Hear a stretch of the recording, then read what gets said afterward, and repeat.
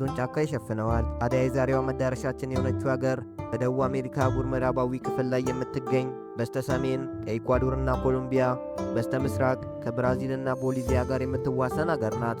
ታዲያ ይቺ ሀገር ማናት ካሉኝ ፔሩ ትባላለች። መግቢያዬ ላይ እንደነገርኩት የሀገሪቱን የቆዳ ስፋት 60 በመቶ የአማዞን ጫካ እንደሚሸፍን ጠቅሼሎታለሁ። የሀገሪቱን 13 በመቶ ጂዲፒ የአማዞን ጫካ እንደሚሸፍንም ይታወቃል። የአማዞን ጫካ ለዚች ሀገር የተለያዩ ጥቅሞችን የሚሰጥ ሲሆን ከጥቅሞቹ ውስጥም ዋነኛዎቹን እንሆ።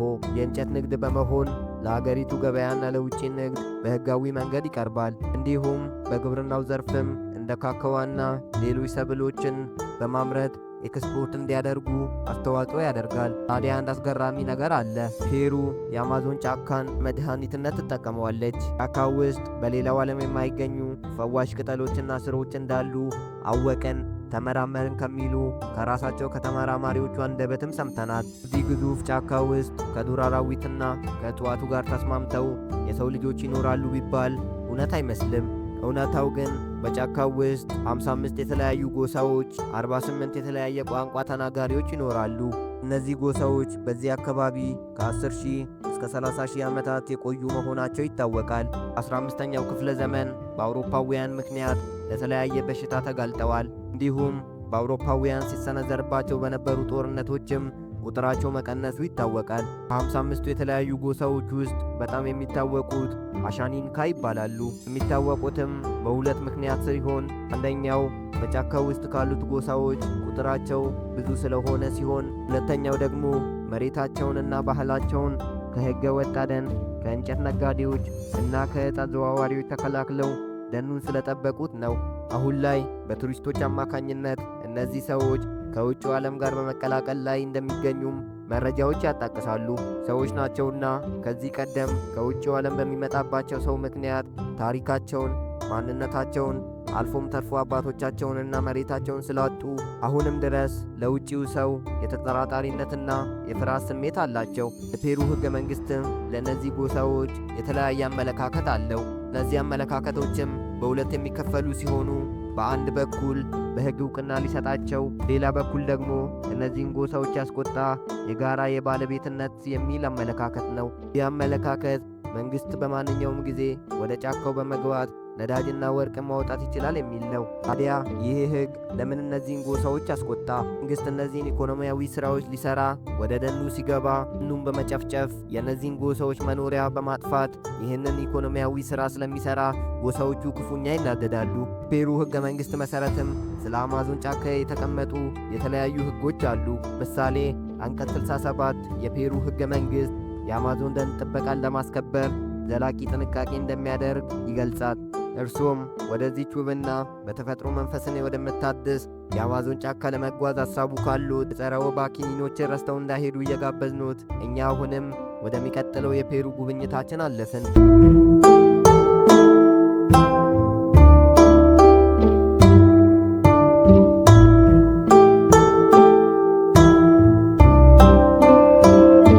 ፔሩን አንስተን የናስካ መስመር ብንተው ያስቀጣናልና ስለ ናስካ መስመር ትንሽ ሹክ እንበሉት። ምስሉ ላይ የምትመለከቱት ዝም ብሎ የተሳለ አሊያም የተሰመረ መስመር እንዳይመስሉት። እና ምንድናቸው እነዚህ ስዕሎች ካሉኝ በረሃው አሸዋ ላይ የተነጠፉ ትልልቅ መስመሮች ሲሆኑ ከሩቅ ወይም ከሰማይ ከአውሮፕላን ላይ ለሚመለከታቸው ሰው ትልቅ ወፍ፣ ሸረሪት፣ ጦጣ እና የተለያዩ የጂኦሜትሪ ቅርጻ ቅርጾች ሆነው ይታያሉ። አንዳንዶቹ ስዕሎች ከብዙ መቶ ሜትሮች በላይ ርዝመት አላቸው። እነዚህ መስመሮችም የተሰሩት ከክርስቶስ ልደት በፊት ከ500 ዓመታት በፊት እንደነበረ ይታወቃል። የተሰሩበት ምክንያትም አብዛኞቹ ተመራማሪዎች እንደሚሉት የናስካ ሕዝቦች ዝናብን ለማግኘትና ወቅቶችን ለማወቅ የሚጠቀሙበት ግዙፍ የሥነ ከዋክብት ካርታ ነው ይላሉ። ሌላው አስገራሚው የዚህ ስዕል ነገር የናስካ ሕዝቦች ለአምልኮ ይጠቀሙባቸዋል። ይህም ማለት አማልክቱ ከሰማይ ሆነው በእነዚህ ስዕሎች አማካኝነት ጸሎታችንን ይቀበላሉ የሚል አመለካከት ነው። እንግዲያውስ ለእነዚህ ስዕሎች አንድ ጥያቄ አለ። እሱም ስዕሎቹ በረሃ ላይ ከተሳሉ ለእነዚህ ሺህ ዓመታት ሳይጠፉ እንዴት ሊቆዩ ቻሉ የሚል ነው። እነዚህ ስዕሎች እንዳይጠፉ ከሚያደርጉ ነገሮች መካከል ናስካ ውስጥ ዝናብ አይዘንብም፣ ከባድ የሚባል አሸዋውን የሚነካ ንፋስም የለም። ስዕሎቹም የተሳሉት በመሬት የውስጠኛ ክፍል ውስጥ በሚገኙ የድንጋዮች ግጥምጥሞች ስለሆነ ለብዙ ሺህ ዓመታት ቆይተዋል። የናስካ ሕዝቦች በድሮ ዘመን እነዚህን ስዕሎች ሲሰሩ በሃይማኖታዊና በመንፈሳዊ እይታ ነበር የሚመለከቷቸው። አሁን ላይ ግን የድሮውን ለአማልክቶቻችን እያሉ የሚተርቱትን ተረት የሚያምን አንድም የፔሩ ዜጋ እንዳሌለ ይታወቃል። ይልቁንስ እነዚህን ስዕሎች እንደ ቅርስነት በመመልከት የሚኖሩ መብዛታቸው አያስገርምም። ፔሩን በዚህ ብቻ ጎብኝተን አንጨርሳትም።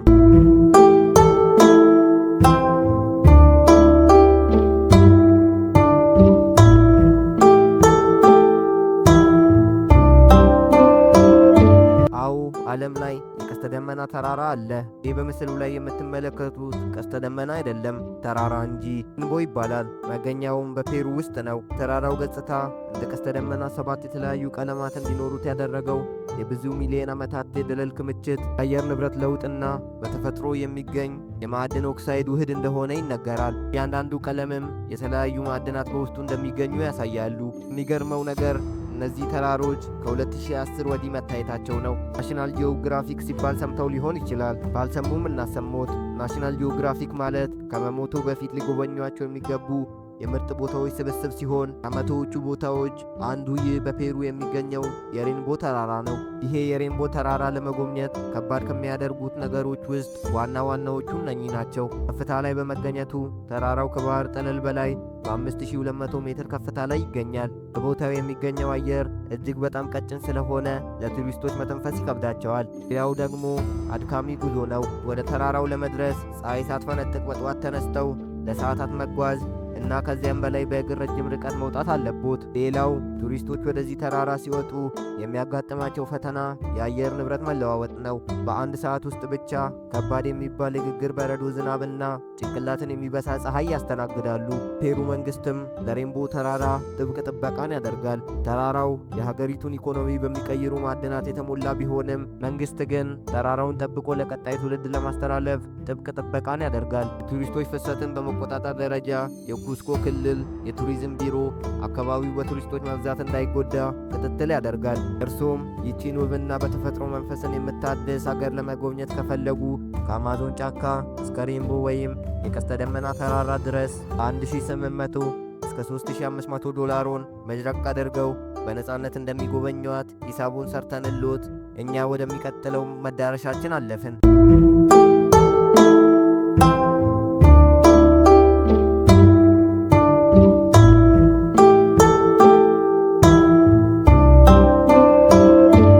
ደግሞ ወደ ሀገሪቱ ዋና ከተማ ጉዞአችንን እናቅና። የፔሩ ዋና ከተማ ሊማ ትባላለች። በሊማ ውስጥ አስደናቂም አስፈሪም ነገሮች ይገኛሉ። ምንድነው አሉኝ? አስፈሪው ስንጀምር በከተማዋ ውስጥ የ25000 ሰዎች አጽም አሊያም ቅሪተ አካል የተሰበሰበበት ከተማ መሆኗ ብዙዎችን ያስደነግጣል። ታሪኩ የሚጀምረው በ16ኛው ክፍለ ዘመን ሲሆን በወቅቱ ፔሩ የዛሬዋን ፔሩ አልነበረችም። እንዲህ ስሎት ግን በስፔን ቀኝ ግዛት ስለነበረች ስፔን ከ16ኛ ክፍለ ዘመን አጋማሽ እስከ 19ኛው ክፍለ ዘመን አጋማሽ ድረስ ፔሩን ቀጥቅጣ ገዝታታለች። ስፔንም ፔሩን በቅኝ የገዛችበት ምክንያት በፔሩ በተፈጥሮ ሀብት የሀብታሞች ሀብታም ስለነበረች ነው። ወደ ዋና ጉዳያችን ስመልሶት በሊማ ከተማ ውስጥ የሚገኝ የሳን ፍራንሲስኮ ገዳም የመቃብር ማዕከል በፔሩ ታሪክ ውስጥ ዛሬም ድረስ ያልተፈታ እንቆቅልሽ ሆኖ ቆይቷል። ገዳሙ የተመሰረተው በ1546 ዓ.ም ሲሆን ቦታውም በስፔን ቅኝ ግዛት ዘመን እንደ መቃብር ቦታ እንደሚያገለግል የተለያዩ በወቅቱ የተጻፉ ጽሑፎች ያመለክታሉ። ሆኖም ድረስ በዋሻው ውስጥ ከ25000 በላይ የተለያዩ ቅሪተ አካላት እንደሚገኙ ይነገራል። ይህ ቦታ በ1810 ዓመተ ምህረት አገልግሎት እንዲያቆም ቢደረግም በ1950ዎቹ ዓመተ ምህረት እንደገና ለጎብኚዎች ክፍት ተደርጓል። ታዲያ በዚህ ገዳም ውስጥ ከ25000 በላይ ሕይወቶች ተሰብስበው የዝምታና የዘላለም ረፍት ሆነው ይኖራሉ። አሁንም ቢሆን ግን ጉብኝታችንን ከሊማ ውስጥ አላወጣንም። ሊማ የፔሩ የኢኮኖሚ ማዕከል እንደሆነች ይታወቃል። የፔሩ ከ45% በላይ ኢዲፒ በሊማ ከተማ ውስጥ ነው የሚካሄደው። ታዲያ ይሄ 45% ምንም በውስጡ ያካትታል ካሉኝ ኢንዱስትሪ ማምረቻዎችን፣ ፋብሪካዎችን፣ የምግብ ማቀነባበሪያዎችን፣ የጨርቃጨርቅና የኬሚካል ማምረቻዎችን በውስጡ ይይዛል። ሀገራችን በቅርብ ጊዜ እየተስፋፋ የሚገኘው የሪል ስቴት ንግድም በፔሩ ውስጥ ከገባ ሰንበትበት ብሏል። ፔሩ ዋና ከተማ ውስጥ ብቻ ከ12 ሚሊዮን በላይ ሕዝቦች እንደሚኖሩ የሀገሪቱ ኦፊሴላዊ መረጃ ያሳያል። ሊማን የመጎብኘት ሐሳብ ካሉት እንደ ማንኛውም ሰላማዊ ሀገር ተዝናንተው ካሜራውን አንስተው ለመዝናናት ይቅርና ዕቃውን በጥንቃቄ ይዘው እንኳን ከተማዋን ኪስ አውላቂ ጮሌዎችን አይችሏቸውም። በሊማ ከተማ የነበረን ጉዞ ይሄንን ሲመስል፣ አሁን ደግሞ ወደ ሀገሪቱ አስደናቂና አስፈሪ ዓለም ላይ ማተኞች አሉ አሊያ ማስማት የሚባል ነገር የለም የሚሉትን ሁለት አከራካሪ ሐሳቦች የሚዳኝ አንድ በፔሩ ውስጥ የተከሰተ የአንድ ቤተሰብ ታሪክ አለ። ታዲያ የዚህ ቤተሰብ ታሪክም የዚህ አስማት ድርጊት ዋና ገጸ ባህሪም ጁሊያ ፔሬዝ የምትባል በ13 እስከ 18 ዓመት ዕድሜ ላይ የምትገኝ ወጣት ነበረች። የቤተሰቡ አባላት ብዛትም 4 ነበሩ። አባት፣ እናት፣ ልጅና ጁሊያ ፔሬዝ ናቸው። ጊዜው 1980ዎቹ ነውና በእነዚህ ቤተሰቦች ቤት ውስጥ አንድ እንግዳ የሆነ ክስተት ተከሰተ። እኛም ይሄ ክስተት አስደንቆን ጥልቅ ምርመራ አደረግን። በወቅቱ በእነዚህ ቤተሰቦች ቤት ውስጥ ድንጋዮችና ዕቃዎች ያለማንም ንክኪ መወርወር እና መብረር አልፎም በቤቱ ውስጥ የሚገኙ አልባሳት መቃጠል ጀመሩ። ይህ ታሪክ የውሸት ወሬ ሳይሆን በወቅቱ የፔሩ ፖሊሶች፣ የእሳት አደጋ ሠራተኞችና ጋዜጠኞች ጉዳዩን በቅርብ ርቀት ሲመለከቱ ነበር። ጉዳዩም በጣም አነጋጋሪ ስለነበረ የሳይንስ ሊቃውንቶች፣ የሥነ ልቦና ባለሙያዎችና የሃይማኖት አባቶች ቤቱን እስከ መመርመር ደርሰዋል። ታዲያ ይህ ቁልፍ የሆነ ምስጢር ሲፈታ ማሪያ ጁሊያ የተባለች የቤተሰቡ ወጣት ልጅ ምክንያት እንደሆነ የሳይንስ ምሁራን ደረሱበት። ታዲያ እኛም ተመራማሪዎቹ ቃል በቃል ያሉትን ስንነግሮት ነገርየው በሳይንስ አጠራሩ ፖልተርጂስት ይባላል። ይህ ቃል የመጣው ከጀርመን ቋንቋ ሲሆን ትርጉሙም በጩኸት ምክንያት የሚወጣ መንፈስ ማለት ነው። አዎ አልተሳሳቱም፣ ያልኩት መንፈስ ነው። ታዲያ ይሄ መንፈስ የሚለው አመለካከት በሃይማኖት አባቶችና በወቅቱ በነበሩ የፔሩ ዜጎች ነበር። ዘመናዊና በሳይንሳዊ መንገድ ደግሞ ጉዳዩ ከመናፍስት ጋር ሳይሆን ከሰው ልጅ አእምሮ ድብቅ ኃይል ጋር ግንኙነት እንዳለው ይታመናል። ሳይንስ ጥናቶችም ይህ ክስተት በጉርምስና ዕድሜ ላይ የሚከሰቱ ሲሆኑ በወቅቱ ማሪያ ጁሊያ ባድ የስሜት መረበሽ ላይ ነበረች። ታዲያ ወጣቷ ስለ ጮኸች ብቻ እንዴት ዕቃዎቹ ሊንቀሳቀሱ፣ ልብሶቹ ሊነዱ ቻሉ የሚል ጥያቄ እንደጫሩበት አንጠራጠርም። እኛም ለዚህ ጥያቄዎት ሙሉ በሙሉ መልስም ባይሆን እንደ ማስታገሻ ከሳይንሱ አንጻር ሹክ እንበሉት። መጀመሪያው የሰው አካል በውስጡ ኤሌክትሪካዊና ባዮሎጂካላዊ ኃይል አለው። ጉርምስና ወቅትም እነዚህ ሁለቱ ኤሌክትሪካዊና ባዮሎጂካላዊ ኃይሎች ይህንን ክስተት ይፈጥራሉ ይላሉ። ሌላው አሳማኝ ለመሆን የሚቀርበው መልስ ደግሞ የሰው ልጅ አእምሮ ከልክ በላይ በመጨነቁ ነው ይባላል። ያም ከሳይንስ ድራማ ወጥተን የሃይማኖት አባቶችን ድምፅ እንስማ። እንደ ክርስትናና እስልምና ያሉ የሀገሪቱ ትላልቅ እምነቶች እንደሚሉት ከሆነ በዚህ ዓለም የማይታዩ ቅዱሳን መላእክትና አጋንንት አሉ ይባላል። ቤቱ ውስጥ ያለማንም እርዳታ ዕቃዎች መብረራቸው፣ ልብሶች መቃጠላቸው እና እንግዳና አስፈሪ የሆኑ ድምፆች መሰማታቸው ክፉ መናፍስት ሰውን ለመፈታተን ወይም ቤቱን ለመቆጣጠር የሚያደርጉት ተግባር ነው ሲሉም ተሰምተዋል።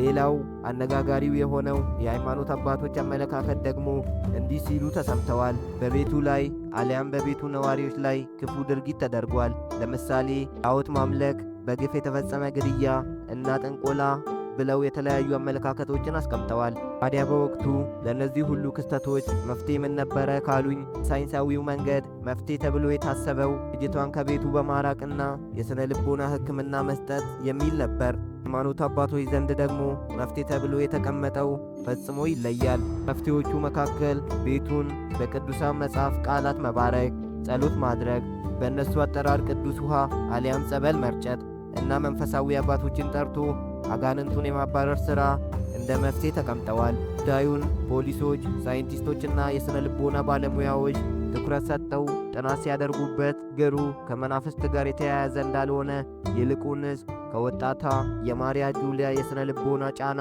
ጋር የተያያዘ መሆኑን ቢደርሱበትም ልጅቷን ከቤተሰቡ በማራቅ የሥነ ልቦና ሕክምና ሰጥተዋታል። በሆኑም ያ ክስተት ለተወሰነ ጊዜ ቢቋረጥም ከተወሰኑ ጊዜያት በኋላ ግን መመለሱ አልቀረም። የጁሊያ ማሪያ ወላጅ እናትና አባት ጉዳዩን ለሃይማኖት አባቶች አስረድተው እንዲረዷቸው ሲጠይቁ የሃይማኖት አባቶችም በጸሎትና አጋንንቱን የማባረር የተለያዩ ሃይማኖታዊ ሥርዓትን በማድረጋቸው አጋንንቱ እስከ ወዲያኛው ሊጠፉ ችለዋል። የሚያስገርመው ይህ ታሪክ በፔሩ ዋና ከተማ በሊማ ውስጥ በብዙ አስርተ ዓመታት በፊት ሲሆን አሁን ላይ የቤቱ ሁኔታ እነዛ ቤተሰቦችና ማሪያ ጁሊያ በሕይወት ባይኖሩም ቤቱ አሁንም እንደ ተራ ቤት ለሌሎች ሰዎች ለመኖሪያነት ያገለግላል።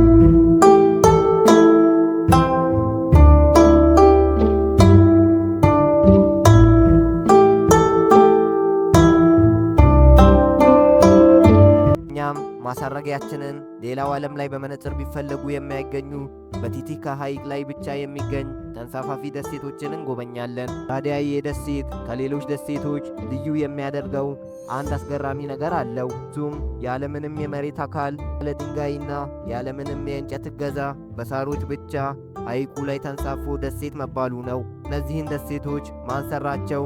ለምን ሰሩት? ምን አይነት ምህንድስናንስ ተጠቀሙ? የሚሉ ጥያቄዎች መልሳችን ይህ ነው። መጀመሪያ ደረጃ ደሴቶቹን እነማን ሰሯቸው ለሚሉ ጥያቄዎች ፔሩና በቦሊቪያ መካከል ባለው ቲቲካ ሐይቅ ላይ በሚኖሩ የፔሩ ኡሮስ የሚባሉ ህዝቦች ሲሆን ኡሮስ ህዝቦች ሐይቅ ላይ ይህንን አስገራሚ ደሴት ሰርተዋል። በመጀመሪያ ደረጃ ደሴቱን እነማን ናቸው የሰሯቸው ለሚሉ ጥያቄዎች ፔሩና በቦሊቪያ መካከል ባለው ቲቲካ ሐይቅ ላይ በሚኖሩ የፔሩ የኡሮስ የሚባሉ ህዝቦች ሲሆን የተሰራው። ታዲያ በዚህ ጊዜ የሁላችንም ጥያቄ አንድ ነው።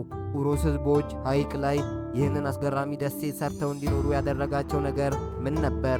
በወቅቱ በአካባቢው ኃይለኛ የኢንካ ግዛትና የሌሎች ጎሳዎች ግዛት የፔሩን መሬት ለመያዝ የሚደረግ ከባድ ፉክክር ውስጥ ነበሩ። ታዲያ በእነዚህ ፉክክሮች መሃል የኡሮስ ህዝቦች አቅማቸውም ቁጥራቸውም ስለማይፈቅድ መሬታቸውን ትተውላቸው ጦርነት፣ ጭንቀት ወደሌለበት ሰላማዊ ሐይቅ አመሩ።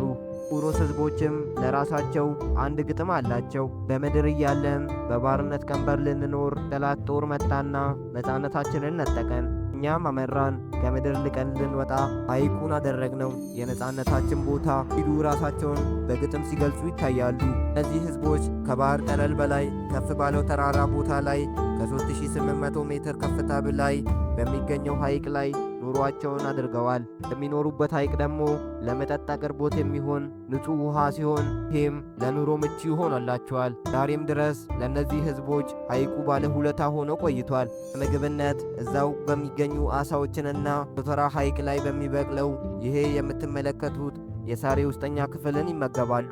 የመኖሪያ ቤታቸውን ይዞት ያለው ደሴት ተንቀሳቃሽ በመሆኑ ያሻቸው የአሳ ምርታቸውን በሐይቁ አቅራቢያ ወደሚገኙ መንደሮች በመሄድ በሩዝና በተለያዩ የእህል ዘሮች ተለዋውጦ ይመለሳሉ። ሌላው ለእነዚህ ህዝቦች አሳሳቢ የሚሆነው ጥያቄ ሕክምና ነው። እሱን ግን ፈጽሞ የሕክምና ነገር አያሳስባቸውም። ዘመናዊ ሆስፒታል የሚባል ነገርም በስም እንኳን አያውቁም። አባቶቻቸውና ከእናቶቻቸው ሲወርድ ሲዋረድ የቆየ ባህላዊ ሕክምና ነው የሚጠቀሙት። እንደ ዋነኛ መድኃኒት የሚጠቀሙትም ይህንን በደሴቱ ላይ የሚበቅለውን ሳር ነው። ቁስል ሲኖርባቸው ወይም ቆዳቸው ሲቃጠል የሳሩን ለስላሳ የውስጥ ክፍል ቁስላቸው ላይ ያስሩታል። ሆድ ህመምም ሲያጋጥማቸው ይህንን ሳር እንደ ሻይ አፍልተው በመጠጣት ይድናሉ። ታዲያ እነዚህ ደሴቶች በሳር የተሰሩ ከሆኑ ሰዎቹንና ቤታቸውን ሳያሰምጡ እንዴት እስካሁን ድረስ ሊያቆዩአቸው ቻሉ? ደሴቶቹ የተሰሩት በአንድ ንብብር ብቻ ሳይሆን በሐይቁ ግርጌ ስር ከሚገኙ የማያሰምጡበት ዋነኛ ምክንያት ደግሞ ከላይ ያሉት ሳሮች እርስ በእርሳቸው የተሳሰሩ በመሆናቸው ነው። ለሌሎች ሐይቆችም ሐይቁ በትላልቅ አሳ ነባሪዎች ስላልተሞላ ለሕይወት ምቹ አድርጎታል። ሕፃናት ናቸው የሚባሉት ገና ከ7 እስከ 8 ዓመት የሚገኙ ሕፃናት እንኳን ሐይቁን የውስጥ ክፍል ማለትም መሬቱን ነክተው እንዲመለሱ ስለሚደረጉ ዋና ልዩ ችሎታም ጭምር አላቸው። ሥራ ክፍፍላቸውም የሚያስገርም ሲሆን ወንዶች ደሴቶቹን ለመስራት ከሐይቁ ግርጌ ሳሮችን ቆርጦ ማምጣት፣ ሴቶች ደግሞ የቤት ሥራዎችን መስራት፣ አሳ ማብሰል፣ ሳር በመጠቀም የእጅ ሥራዎችን መስራትና ልጆችን መንከባከብ ናቸው። አሁን ላይ ግን እነዚህ ህዝቦች ኑሯቸው እንደ በፊቱ እንዳልሆነ ይነገራል። ፔሩ መንግሥት ከሚያደርስባቸው ተግዳሮቶች ውስጥ ዋና ዋናዎቹ እነኚህ ናቸው። ቦታቸውንና ደሴታቸውን መንግሥት ለቱሪስቶች ክፍት በማድረጉ ባህላቸውን፣ ማንነታቸውን ለእነሱም ጭምር ድራማ እስኪመስል ድረስ ተጽዕኖን አሳድሮባቸዋል። በቱሪስቶች ምክንያትም የሐይቁ ንጹሕ ውሃ እየተበከለ መሆኑን ይናገራሉ። ነገር ግን የሚያሳዝነው ነገር አሁንም ድረስ ሰሚ እንዳላገኙ መታወቁ ነው። ዛሬ ጉብኝታችንን በዚሁ አጠናቀቅን። አብራችሁ ስለነበራችሁ ከልብ እናመሰግናለን።